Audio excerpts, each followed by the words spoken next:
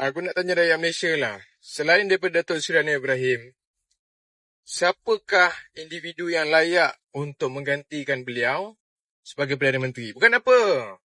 Adalah satu puak tu, kan, yang terpaling Melayu, kan. Adalah satu puak tu, Presiden dia telah pun mengadakan satu langkah, langkah Bangkok,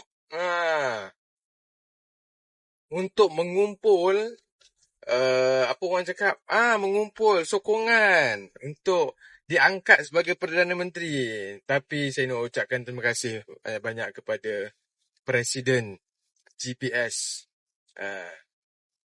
kerana telah mengajar kepada Presiden tersebut bahawa mereka tidak paloi untuk memilih seorang individu yang tidak ada kredibiliti dan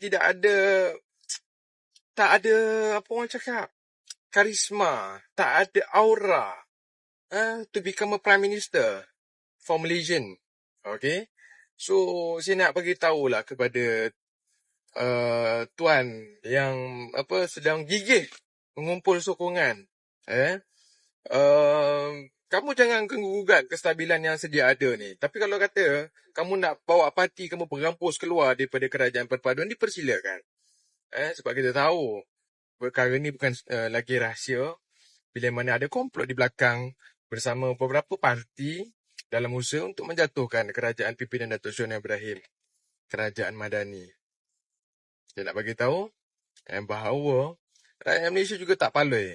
Sekiranya kamu melakukan langkah tersebut dan ianya direalisasikan, satu je saya cakap, parti kamu, kerusi siap-siap hilang terus dalam Malaysia. Assalamualaikum.